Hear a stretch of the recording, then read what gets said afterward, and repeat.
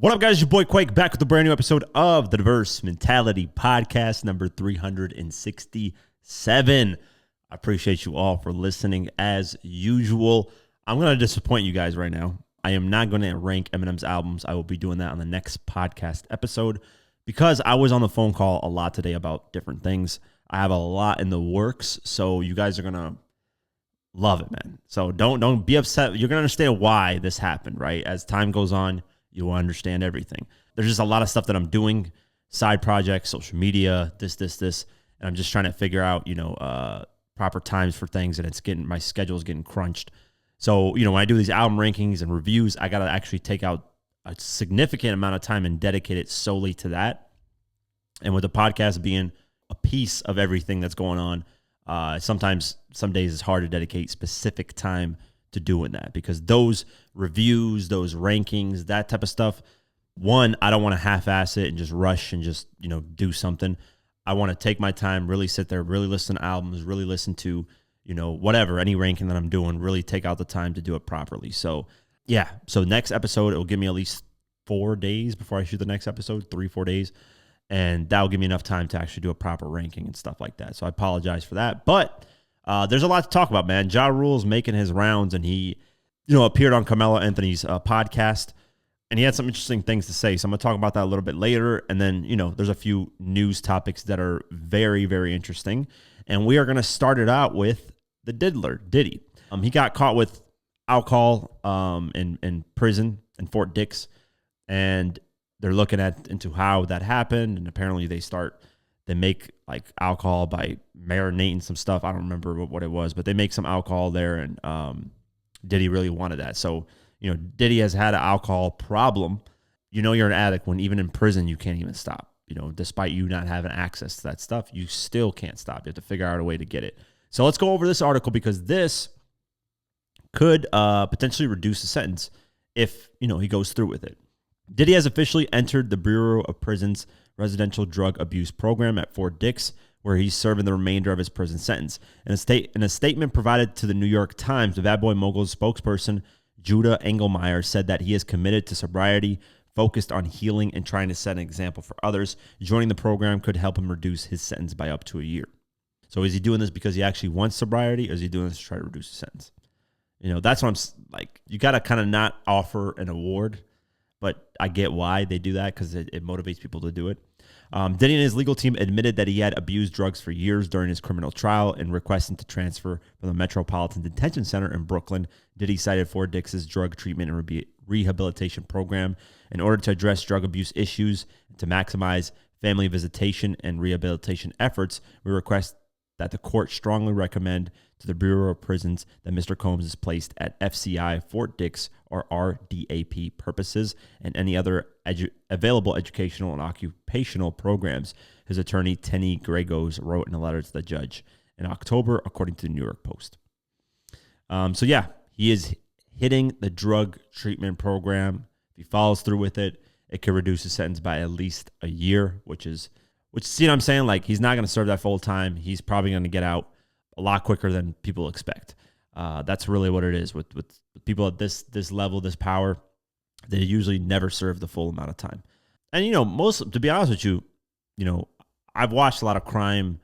I watched a lot of crime documentaries, a lot of police, police body cam videos, which are very interesting at times. I watch a lot of those, and you'll see that it's kind of surprising, man, that the judicial system here is very lenient, man.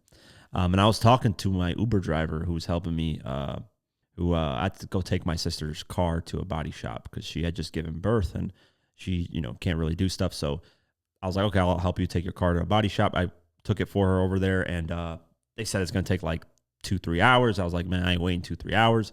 And the lady was like, okay, we'll get you Uber, back to your house and stuff like that, right? So when I went in this Uber, we were talking about how a lot of people drive without insurance, man, car insurance. So when they get into accidents, really your insurance has to pay for everything, if the other person isn't insured. And then that causes your own rates to go up and stuff like that. So we were talking about how the punishment should be more severe for people that don't have driver's license and that don't have insurances. Because that just fucks it up for everybody else that's doing things legally. I have to pay higher rates because some idiot out there has no insurance and is driving around with no insurance. Definitely, like if you're one of those people that are driving around without insurance, you got to think about, and this is the problem, a lot of people don't care about other people.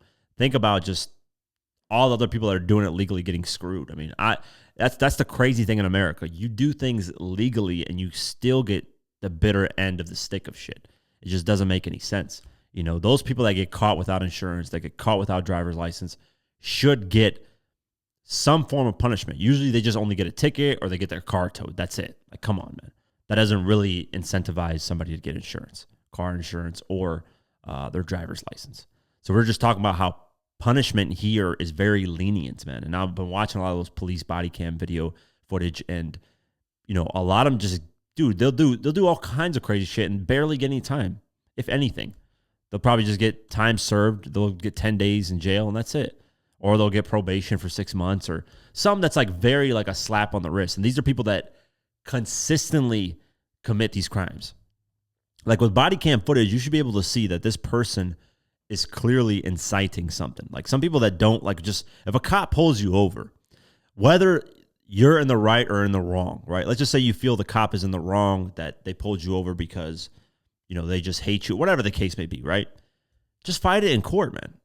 Like there's so many people that have been quiet during that time and just accepted whatever the cops have done, and then they take it to court and win hundreds of thousands, if not millions of dollars. Because if a cop is in the wrong and it's clear that cop is in the wrong, just shut up. Let the cop do its thing, because you're going to have a major lawsuit on your hands. Fighting it at that moment doesn't do anything. It just makes you look worse. It just ruins everything. I'll never forget, man. I will never forget this, because I had a cop mistreat me. This was, I think I was like 16, 17. I was driving from my friend's house really late, just like 1 or 2 at night or in the morning, whatever you want to call it, but really late at night, right? And I had this black Mitsubishi Eclipse. I was driving down this like road. It's a really small road because where he's living, there's like this like very narrow road, barely any lights, whatever. And there was a cop parked to the side, and I was speeding probably barely. Like it was 25 in that zone. I was probably going 32, if that, 30, 32, 35. Not, I would doubt 35, but just anywhere from 30 to 32, 33, right? And then he pulls me over, why'd I pull you? Blah, blah, blah, speeding. And he was like, get out of the car, I smell marijuana. And I'm like, dude, I'm not even a single puff of weed, bro, ever in my car. Nothing. There's no smell of odor at all of marijuana. This cop was 100 million % in the wrong. He said, get out the car. I can search your car, blah, blah, blah. I have consent to search your car because of probable cause, blah, blah, blah. And they do. Usually, if a cop has probable cause to search your car, they can search your car. When people say, oh, it's against the law, you have to get a warrant. No, they don't. If they see marijuana wide open, or if they smell it, they have probable cause to search your car, at least for most states. Anyways, pulls me out of the car, and literally, like, I had a bunch of school stuff there. I remember I had a bunch of papers, and he just ransacks my whole car. He calls another police officer. They throw all my shit all over the place, man. Destroy my car. And I look at him like, dude, like, really? Like, really? What the fuck did I do to deserve this? They didn't put it back to where it was. They just destroyed the whole car. Bunch of shit they just threw around. And they're like, okay, you're free to go. You have nothing to do. I was like, dude, I told you I don't have anything. But, at that moment, I don't know if I could have done anything legally, because I was 17, 16. I don't know the laws that well in Iowa at the time when I was living. So that's clearly the cop was in the wrong for me there. And I could have been an asshole. Like, no, man, you don't smell the weed, and just start shit up. But man, it just is what it is, man. There's a cop that's just decided to be a dickhead.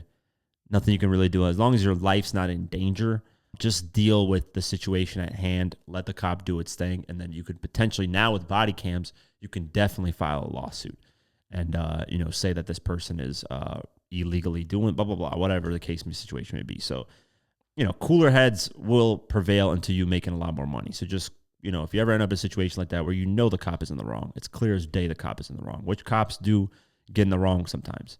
Not all the time, but sometimes. And, just watch the situation and watch, what's going on, because, why get extra time? It just doesn't make any sense. But yeah, people get the laws are way too lenient, not just with Diddy, but just in general, man. The laws here are just like, if you've been locked up like 6, 7 times for doing some shit, like, you should get way larger sentences. because now you're just not even learning from anything. You're just doing shit just to do shit. The first time, I get it, right? If you're not sentenced to anything, like if you, let's just say, I don't know, stole something, right? That was $500. Your first time ever stealing, first time you ever broke the law, or $1,000, whatever the case may be. Like that should be a slap on the wrist, right? You didn't harm anybody. You stole. Obviously, that's wrong to steal. Slap on the wrist. I get that. But if there's people out here doing shit, slapping people, or whatever the fuck you're doing out there, selling drugs or threatening people, whatever the situation might be. First time, I get it, slap on the wrist. Second time, I'm kind of like, is this person really learning? By the third time, it should be really a 3 strikes. And now you're going to really face like a year, 2 years, 3 years, 5 years, whatever the case may be of what you did. I think there needs to be like, if somebody gets caught with no insurance on their car one time, slap on the wrist, I get that, right? Okay. You try to get away with no insurance, slap on the wrist, cool. Second time, third time, come on, man. At this point, this guy's just not even giving a fuck about the law and doesn't care about anything. So there needs to be that. I've always been like, what the fuck, man? Because the people that actually follow the laws then get screwed. My insurance rates go up because there's dickheads out there driving with no insurance on their cars for whatever reason. If you can't afford insurance on your car, then I don't know, man. Adjust. It is expensive. Trust me, I pay out the ass. And do you think I want to be paying insurance? I don't even have the money sometimes. I'm like, what the fuck, dude? This shit is insane. Because it is expensive, and I feel for people. Don't get me wrong. I'm not out here rich as fuck and can afford insurance like it's nothing. A lot of people can, especially during these times. So I get it. But there needs to be some type of lenient, like even with insurance, man, they're really just screwing people all over the place. They need to fucking be lenient in pricing. But, like there has to be something that like punishes people for not following certain laws because it screws everybody else over. So that's kind of my TED Talk right there on that. But yeah, we'll see what happens with Diddy, man. Overall, interesting situation. Lil Durk's crew is accused of threatening judges prosecutors push for anonymous jury. That's crazy, bro. Lil Durk is dealing with no shortage of legal drama these days, and it doesn't look like it will come to an end anytime soon. Reporters, federal prosecutors filed an 8-page document in Los Angeles federal court. In it, they allege that the Chicago rapper has displayed contempt for judicial process. They also allege that his OTF crew has intimidated witnesses and threatened both a judge and a prosecutor. As a result, they're asking for an anonymous jury, arguing that it would protect prospective jurors and prevent any interference with the judicial process. Preventing the leaker jurors' personal identifying information is a paramount concern in a case where supporters have already made threats. The filing also states, it's interesting, Durk's attorney, Drew Finley, previously argued that against an anonymous jury would undercut transparency and fairness in these proceedings. Why would that matter if you know what the jury is?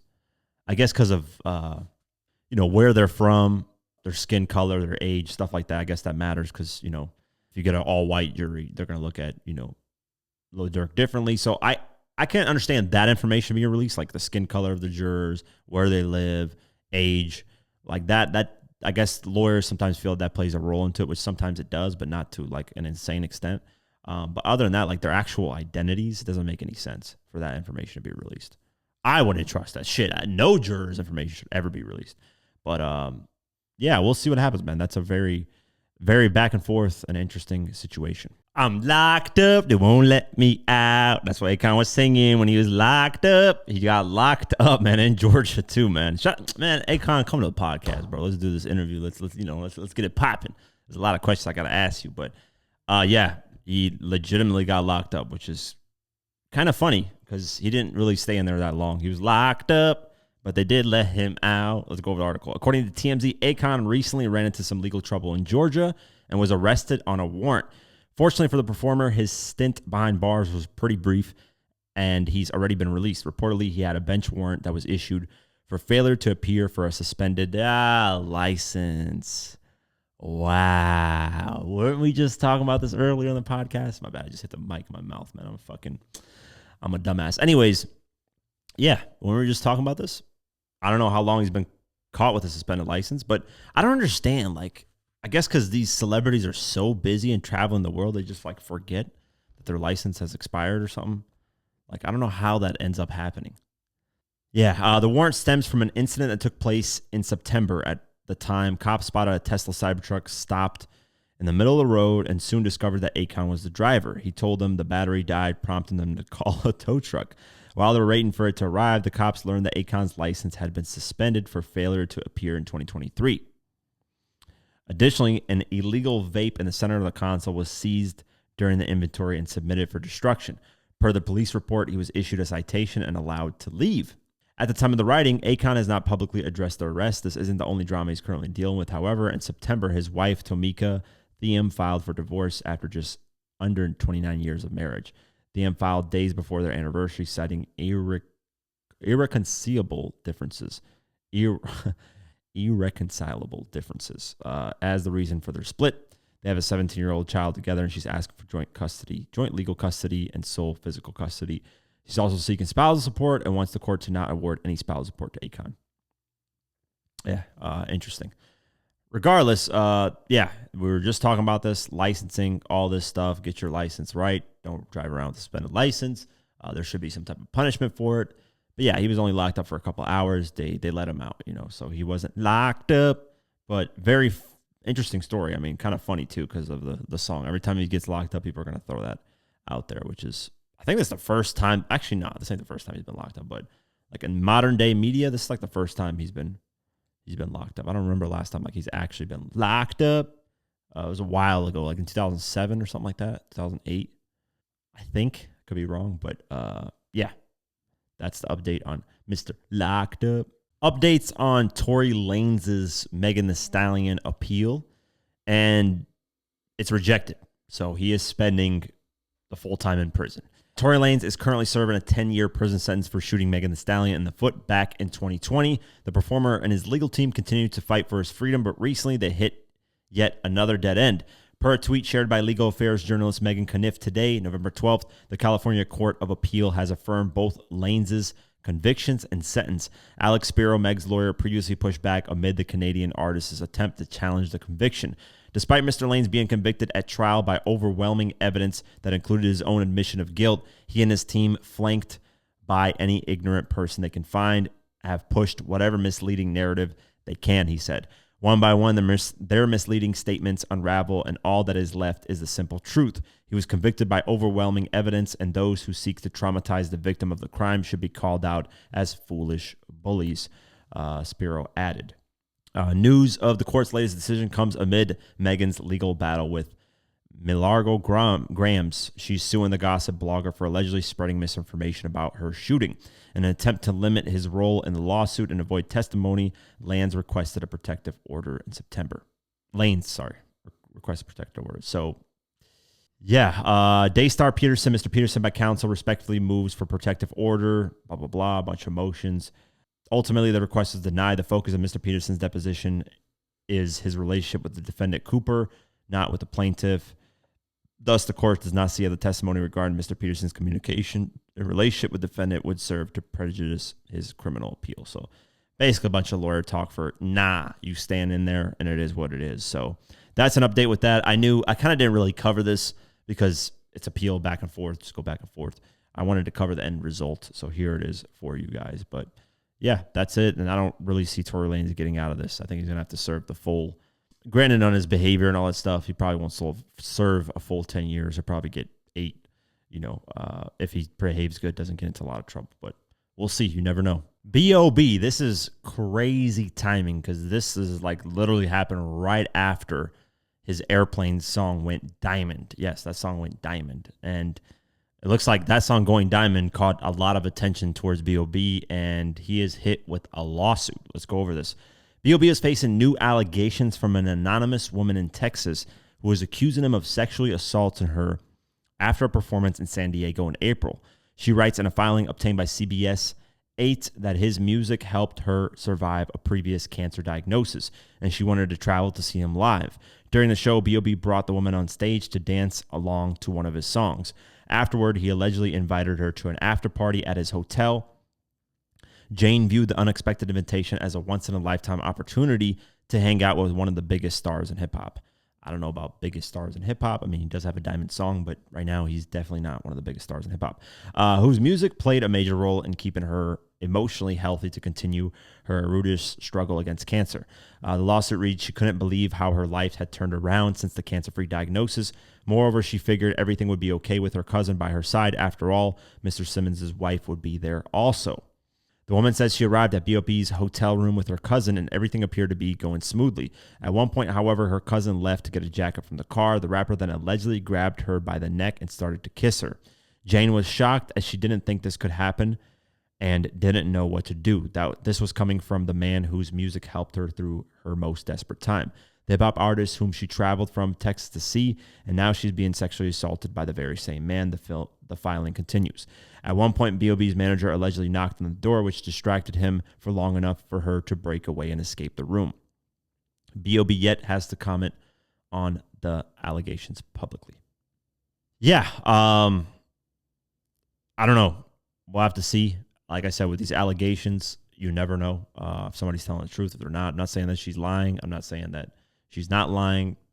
We just don't know. These are situations where you wait out, you see as the lawsuit goes on, the trial, all that stuff, and see what happens moving forward. If she has proof she actually went to that concert. She has proof that she went on stage. I don't know, maybe an invitation after. She has proof for that. Who knows? Maybe here's the thing, right? And this is what happens with a lot of celebrities, and ones that are sloppy at least. They'll bring females after they're performing to their hotel, and then the female, if she's drunk, obviously having sex with a drunk woman that's not fully conscious and aware of what she's doing, that's rape, literally. But if she's conscious, fully aware, not drunk, whatever, most of the time, most females are drunk because it's a concert, they're having fun. If she is fully aware, they go there, they have sex, whatever they want to do, and he kicks her out, maybe in a disrespectful way, or just kicks her out, and she's expecting more, maybe to hang out with him more. She then could flip that and be like, hey, he raped me, this and that. So that's where the trickiness comes from. This is bringing groupies and all that stuff and doing stuff with them. Because literally, if you mistreat her in any way, she could literally just turn around and say rape. I'm not saying that she did that, not saying any of that happened in this situation, but it's very crazy out here, man. So it makes no sense. I don't know why these artists do this at the end of the day. Find you one good woman, build with her, and not have to deal with any of this bullshit. But it's crazy how right after the song went diamond, this lawsuit comes out, though. That's kind of, because I never heard of shit about B.o.B. for years, bro. Last time I heard of B.o.B. was literally probably in 2013, 14 when he did that flat earth thing and people were like going crazy over that. But yeah, that's been a long time since I heard from him. But we'll see what happens moving forward. Let's get into this Ja Rule interview where he stopped by Carmelo Anthony's podcast. I believe it's called 7 p.m. in Brooklyn 7 p.m. in Brooklyn. I watched the full thing. A lot of people misquote a lot of what Ja Rule said, which is interesting because that just shows people don't actually watch full interviews to get full context. Basically, he got asked about the 50 Cent beef and what happened, as he usually does. Like almost every interview he does, he gets asked about this. And he basically says, hey, you can enjoy both artists without, like, you can respect both artists. You don't have to love both artists, but you can respect them. And I agree with that. Like, when they were beefing in 2003, I was 8 years old, 9 years old. Yeah, obviously when I was 10, 11, 12, and 8 to 9, whatever, to 12, 13, I was a little kid. I would take a side, say, no, man, fuck Ja Rule and fuck, game and fuck all. As you actually become a mature adult, that's like childish shit, man. Even with this Drake versus Kendrick thing, a lot of people that take like solid sides and start, no, fuck Kendrick, fuck Drake, they're usually kids for the most part. They're 13-year-olds, 14-year-olds. Because any grown adult who like legitimately hates another artist and doesn't listen to their music at all and just takes one side solely doesn't make any sense to me. Like, yeah, I troll Rick Ross, I troll these other artists, but do I listen to Rick Ross's music, the Fat Cop? Yeah, I do occasionally. There's some records I have on my phone about it. Of course I do. He makes some good music. There's no denying that. To me, I wouldn't lie about that. Same with Jay-Z and anybody else that I mentioned on the podcast before, besides Frenchie, aka French Montana's music's Dookie Water, even though he's got like one record I like. But other than that, yeah. So, I think an adult looks at it from that way. They don't take like a side. It just doesn't make any sense. Because we have no personal connection to these guys. They're just artists that we listen to. Obviously, if you're friends with someone, doing business with someone, whatever the case may be, you would solely take a side. That kind of makes sense. But if you're not, you don't know any of these people, just enjoy the music, man. Let's go over this clip. I'm going to play it for you guys. Hopefully it doesn't get copyrighted, which it probably will. But I'll still play it for you guys. I'll take the hit. And yeah, see, I'll talk about what he says about this after. It's always like you had to be a 50 guy or a John guy. You had to be a mellow guy or a Brown guy. Right? But you don't though. You don't though. I'm saying the way fans, I know how fans see it, but you really don't. And at the end of the day, you gotta kind of love both, or you gotta kind of respect both. You don't gotta love both, but you gotta respect both. You gotta appreciate both. You know what I'm saying? And that's just what it is. Even in rap competitions and battles and beefs and shit like that, you know, I have a very different take on it than everybody does. You know what I'm saying? And that's gonna be my take. You know what I'm saying? He has a take on it. That what his take is. My take is unpopular opinion to everybody, but I feel like I was the better rapper. I felt like I made the better records. I feel like my records aged better still. You know what I'm saying? So that's how I feel inside. I don't know how everybody else feels. My man, my man Tax Stone, the viral clip when he came in and he said, "Not really." Yeah. Tax is Tax. You know, he feels how he feels or whatever, but people can feel that. Right. The reality is, it's whatever you want it to be at the end of the day, because it's all entertainment. That made my childhood. You gotta like both. Yes. Yeah. Because one is an imitation of the other in a lot of ways. Explain that a little bit. Well, is it because 50 started to sing on his hooks too? I mean, hey, I didn't say it, you did. But we started this whole show with talking about how I kind of ushered in that kind of melodic flow, melodic sound. I didn't start that shit. There's been rappers that did it before me. Yeah. You could go into Bone Thugs and Harmony, which they had a very specific sound that nobody can do but them. You know what I'm saying? For sure. But you can go all the way back to who I give the credit to is Curtis Blow. Like he's the first artist that ever sang a whole rap record. You know what I'm saying? So he has to get the actual, you know, nod for that. But what I say that I created and what I ushered into hip hop is the duet. Yeah. There was no, before I did what I did, you would take a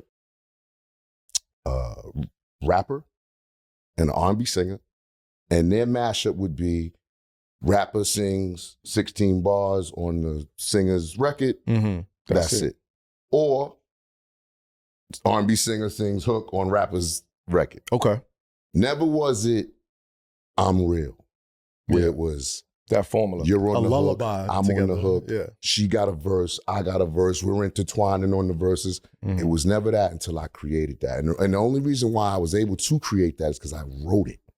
So I wrote the whole record, so I was able to write myself into these records where you're a young artist, you get the opportunity to write a record or write a record for Jennifer Lopez at the time. It's like, yo, I got to be on this motherfucker. Yeah, you know what I'm saying? Like I got to be on this motherfucker, not just with a verse. You know what I'm saying? I need more. So in writing that record, I put myself in it as much as I could, and that became what people know to be today as the new hip hop R&B mashup.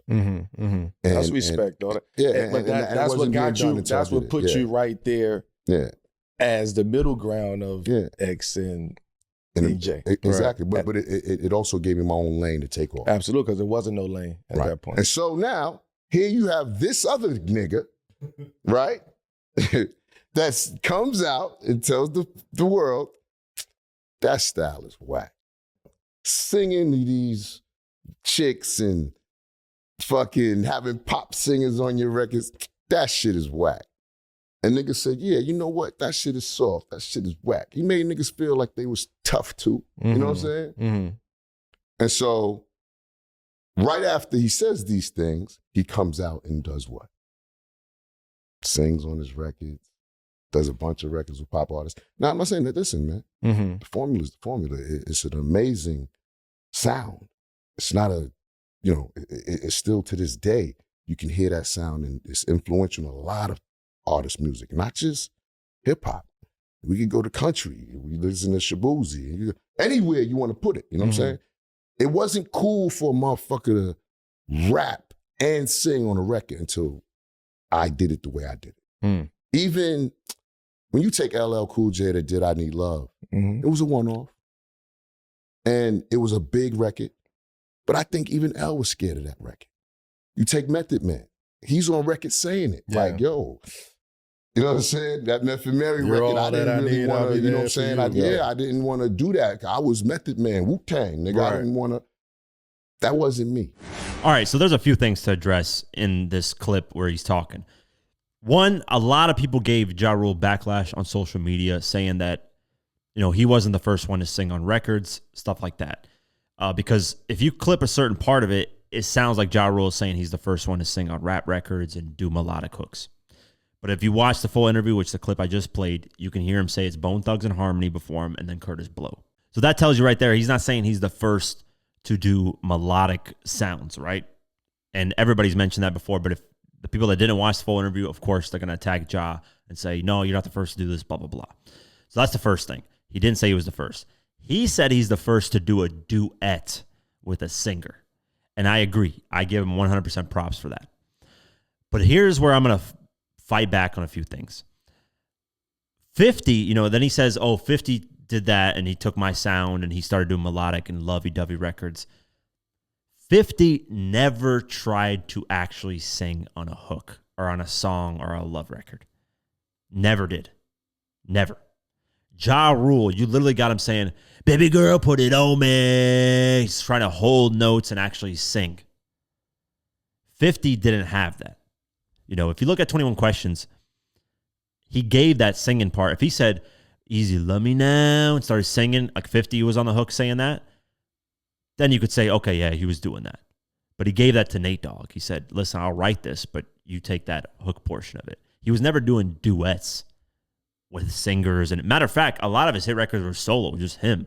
Yeah, did he have melodic sounds in there? Of course you have melodies. Every artist, to a certain extent, have some type of melody in their music. Maybe not to an R&B trying to hold notes and sounds, obviously, but there is melodies in this stuff. To say that no hip-hop was melodic and that 50 was like trying to copy Ja Rule's sound, that's idiotic right there. I think 50 wasn't doing duets. He wasn't doing on Candy Shop. There's no duet with Olivia where he's going on the verse, she's going on the verse and going back and forth. Yeah, they have that little bridge part where 50's like, girl, what you need, what you need, let me see, you know, whatever the fuck he says on there, because I'm terrible at lyrics, but they go back and forth a little bit on there, and that's it. That was on Candy Shop. That was in 2005. And that was his artist. She was on the hook, and that's, you know, I'll take you to the candy shop. I'll let you lick the lollipop. I'll take you to, and she says it too. So yeah, you could say on the hook they were going back and forth, but artists have done that before. But duets throughout the whole song, like Ja Rule's talking about, 50 never did that.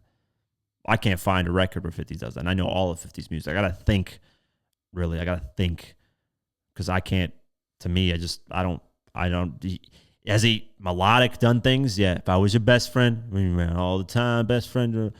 I get it. That has little portions of it.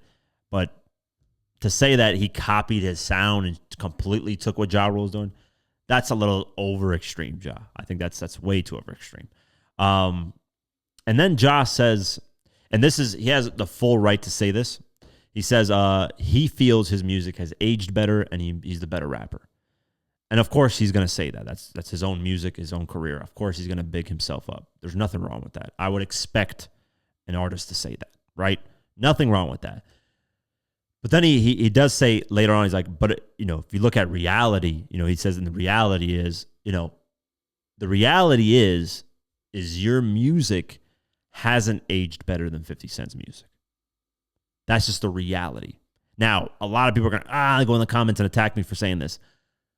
You might have an opinion where you feel Ja Rule's music has aged better, but that is you. That is your opinion. That's it. That's all it is just your opinion. I look at the numbers. Now we have data throughout all these years on Spotify and YouTube, because those are the only places we can actually look at the numbers. We have data to show whose music is still being played in today's time. And is it being played a lot? And 50's music is by a long shot. I mean, by a long, like we're talking, I'm going to go over the numbers right now. We're talking a long shot played way more than Ja Rule's. Way more. So what does that say? His music has aged better. That's all it is, man. It's a numbers thing. I don't care about how you feel about the music, how you feel about the beats, how you feel about 50's flow, how you feel. Notice the key word here, feel about things. I'm talking about the straight facts and the numbers. That's all I'm talking about. That's it. I don't care about your feelings and things. So let's go over the actual numbers, because Ja Rule says his music aged better, which he has the right to say that, but when he mentions reality, if we're talking about reality, let's talk about reality, the numbers. That's the reality of the situation, right? Ja Rule's biggest track on Spotify is not even his track. It's Fat Joe, What's Love, featuring Ashanti and Ja Rule. That's 550 million streams, daily streams of 305,000. So that's not his record. Let's just take that out. Always on Time is his next biggest record, and that's 540 million streams with 226,000 daily, right? Okay, so we're looking at 540 million, 226,000 daily. That is his biggest record as a lead artist. Now let me explain one of 50's records. You got In the Club, 1.9 billion. It's about to reach 2 billion streams with daily streams of 865,000. So we're going Ja Rule's biggest record, 50's biggest record, according to streaming. We can even go on YouTube, because you can even look at YouTube. 50 holds the record on YouTube, by the way. I'll talk about this a little bit better later, but look at the streams. You're looking at 865,000 daily listens on In the Club. Just on Spotify, by the way. We're not talking about Apple Music or any of these other platforms, because we can't see the numbers. Daily listens is almost at 1 million, give or take, right? Ja Rule is at 226,000. 50's record's being played 4 times more daily than Ja Rule's record. And that's just number. That's just the facts. Like, this is not about feelings and what you think about Ja Rule's music and his albums and any of that. You know, your opinion on what you think about their music, I don't give a fuck. My opinion doesn't matter in this situation. We're just looking at straight numbers and the facts. The next biggest record is Old Thing Back, which is not even Ja Rule's record again. So let's go to the next Ja Rule record that's up there. It's Mesmerize. It's at 350 million streams with 170,000 daily streams. Let's go to the next 50 record. Candy Shop, 1.2 billion. We're looking at billions of streams. We're looking at a couple hundred millions of streams. Huge difference. That record has 469,000 daily streams versus 170,000 daily streams. You're looking at another 4 times, basically, getting played more. And I can go down the list of this and just keep doing this and keep doing this and keep doing this. But you get the point. 50's music, if you look at total streams, he's at almost 18 billion total streams. Ja Rule in total streams is at 3 billion, 3.3 billion. You're looking at about, 6-7 times more in streams. And as a lead artist, Ja Rule's only at 2 billion. He just reached 2 billion. He's at 2 billion, 75 million. 50 Cent as a lead artist is at 12 billion. So you can take away all the records 50's on with Eminem or whoever the hell you want to throw out there. Just as a lead artist, he's 10 billion streams more. And let's mention the YouTube side. I was going to talk about this. 50 Cent's In the Club music video is the most watched music video of all time for a solo artist for a video that was published before 2010. I'm not even joking. The only artist group that beats him is Linkin Park with Numb, and they're barely beating him. So 50, for videos that were published before 2010, 50 is the most watched music video of all time as a solo artist, beating every genre out there. If we're counting, groups and stuff, he is the second most watched out of all genres. If we're counting just hip hop, he is the most watched. If we're counting solo acts, he is the most watched. And that's just the reality of the situation. 50's video is at fucking 2.5 billion views. Ja Rule's biggest video, which let me actually see what the views are, because I didn't check on that, but it's probably 350 million, maybe 400 million, if that. Which is great numbers, by the way. Like, I'm acting like that's not big numbers, but it is big numbers. So Always on Time is 352 million. There you go. 352 million versus 2.5 billion views. So to say 50's music, and this is a narrative that would fight online on Twitter, especially in the early 2010s, is a lot of people would shit on 50's music and say it didn't age well. But here we are, 10, 15 years later, we can actually look at the data and it shows 50's music aged perfectly fine. Perfectly fine.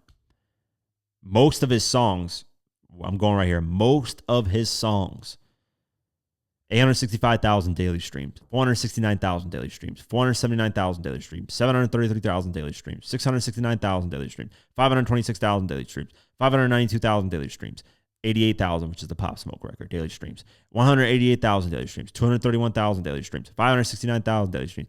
So you just get the gist of it. Most of his songs are anywhere between 200 to 500 to 600,000 daily streams of a bunch of records.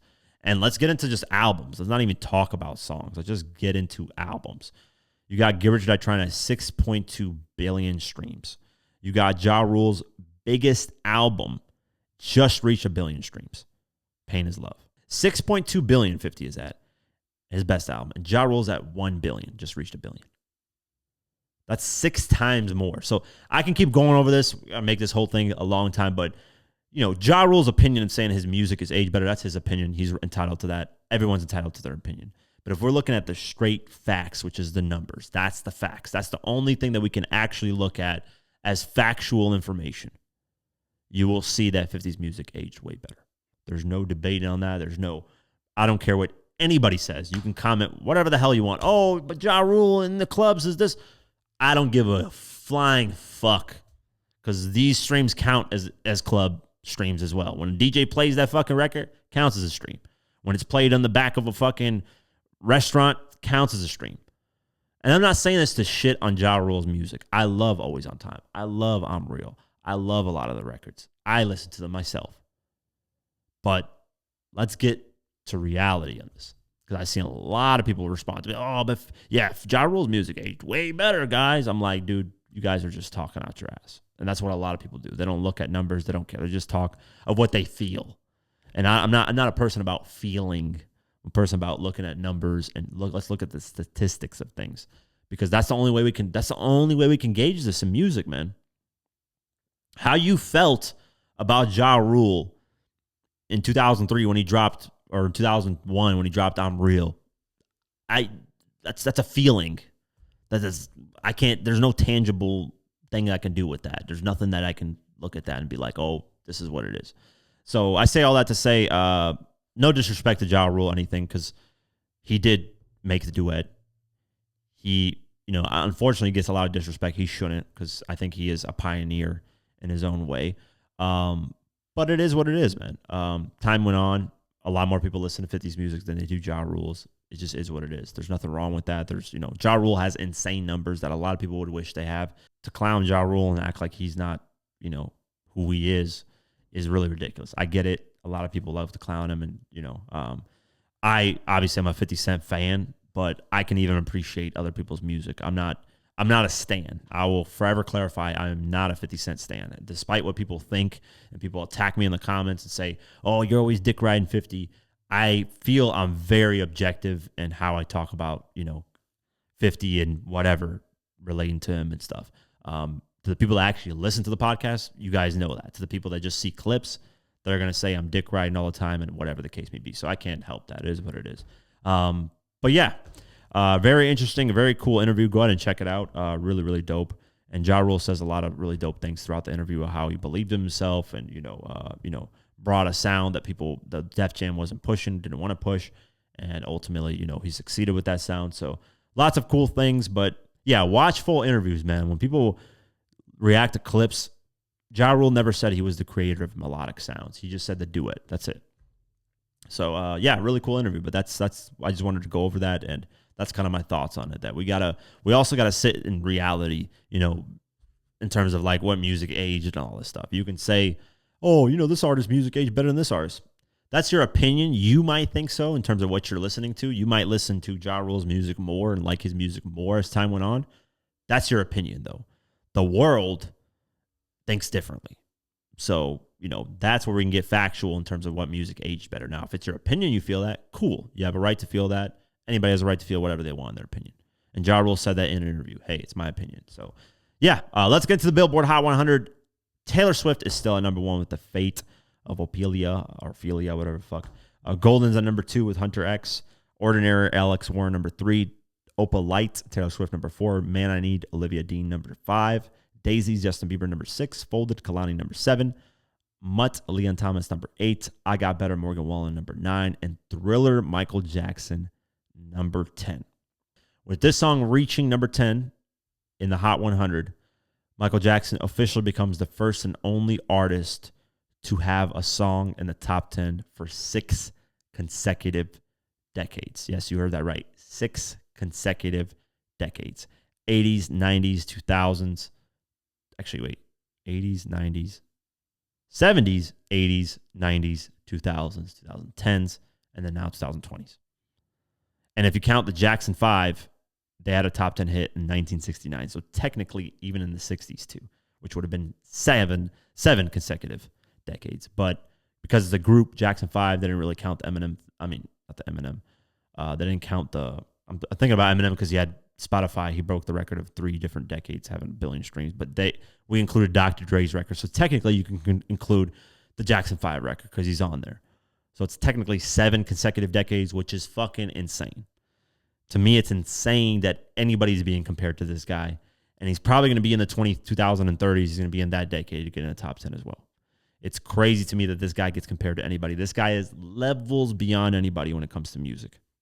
I mean, Michael Jackson is, you can't see it on video, but I'm literally pointing to the fucking sky. That's where Michael Jackson is at. And everybody else is like very, very low. Michael's in the clouds and everybody is where the fucking, I don't know, where the skyscrapers are, the highest, tallest skyscrapers, buildings. That's where everybody else is at in terms of big artists. Michael is like out of this like level. He always said he wanted to live forever, and he's living forever because of this. Like, he's not going away. This guy's going to be around forever. Because kids are going to know. Thriller's always going to come back because of Halloween. You know, that's what I'm saying. These type of records, when you make music and you make records that tie into certain things, it will forever last. Like Mariah Carey has that All I Want for Christmas Is You record, and she's always popping during Christmas. And 50 in the club, birthday record, always popping when it's people's birthdays. That's why people listen to that record. Go shawty, it's your birthday. So when you have songs like that where it just constantly pops up, you're winning. You'll never go broke. That's cool. Going down the list, let's go over and see. Chris Brown, It Depends, at number 16. Getting the hiccups now. Here we are with Mariah, like I was talking about. All I Want for Christmas Is You. Re-entry on the chart at number 31, which is crazy. But that's going to go up the charts again. Going down. NBA Youngboy, Shot Calling, number 47. Gunna, WGFT. This is climbing up the charts slowly. With Burna Boy, number 50. Hell at Night, BX The Plug, number 52. Cardi B, Safe, number 59.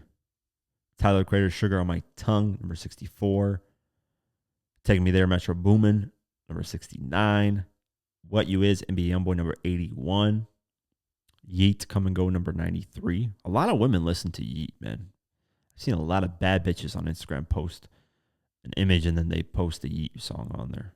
I'm like, damn, your taste in music is Dookie Water, but you a bad bitch. That's for sure. So that's it for the Hot 100. And that's it for today's video. That's it for today's, I'm tripping right now. That's it for today's podcast episode. Stream us, Spotify, Deezer, Pocket Cast, YouTube, all that. Have an amazing night, day, whenever you listen to this, and peace.